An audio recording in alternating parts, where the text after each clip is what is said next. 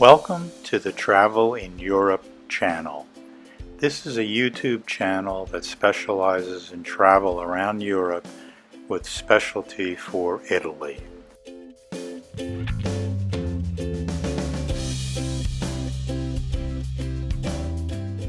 We have cities, food and wine, sites that you want to see. Gelato is one of the great desserts of Italy. Hi, I'm George Febish, and today we're going to talk about one of my favorite topics, gelato. Now, if you look up gelato in an Italian dictionary, you'll see it translates as ice cream. It's not ice cream. Gelato and ice cream are two totally different substances, made different. And in Italy, unless you're in a tourist area, you'll only find gelato. It's good stuff. If you haven't tried it, you really should. Gelato and ice cream both start with a similar custard base, but gelato has more milk and no eggs. So the fat content is lower. In fact, ice cream is roughly between 14 and 17% milk fat, while gelato is only 3 to 8%. So you can enjoy having a gelato or two in your daily walks, especially if it's a warm day out. Gelato weighs in for those calorie counters at about 90 calories, where ice cream weighs in about 125. So you can tell yourself you're on a diet while you're eating your gelato. Now, when you go to a gelateria, they're usually large stores with a big counter. Some of them even have 100 different flavors of gelato. You can ask them for a taste. They give you a little bit on a little tiny spoon, and you basically taste it and throw the spoon away. There are your basic vanilla and chocolate, all kinds of fruits, mangoes, anything you can think of, they've got them. Strawberry, and then there's the nuts, all kinds of delicious nuts. My favorite falls into the nut category, hazelnut, and it's nocciola. It's basically ground up hazelnuts in a vanilla gelato. The gelato turns a light brown color. The taste is out of this world. Try it. I think you'll like it. So, how do we look for good gelato? Well, the first thing the experts say is look at the color. The color should be natural looking. Mint is white, not green. You don't need food coloring added to it. That doesn't add to, in fact, it distracts from the flavor. The second thing is the height. If you see gelato piled very high in the tins, not good. It means it was made quickly, they pumped air into it. It wasn't made slowly, because making it slowly, which is the proper way, costs more money. And a good gelato, they barely get to the top of the bin. They're not heaping up.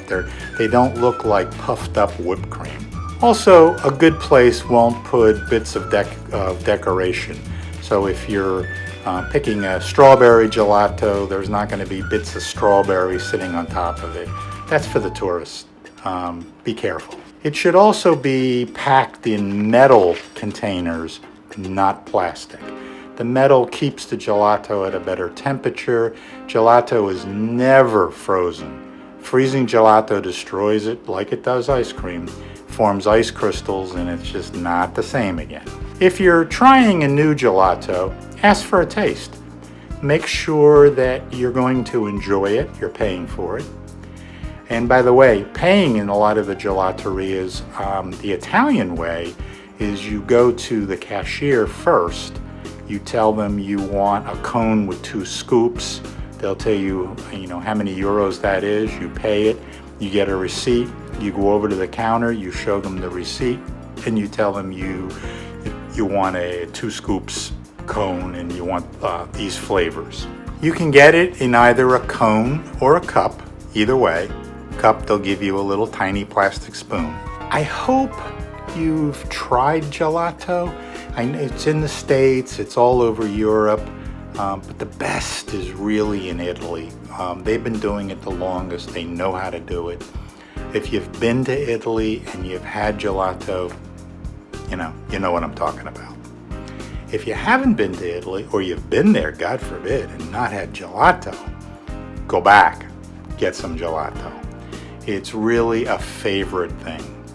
One of my good buddies that I used to do work with in Italy, Paolo, we were in Verona, and we're walking down this street. It was a warm day, and he said, "George, if I'm not mistaken, I think around this next corner is a great gelateria."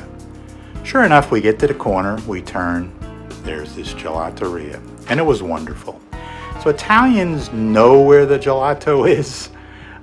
Follow them. If you see a group of Italians and you see them eating gelato, ask them where you got it.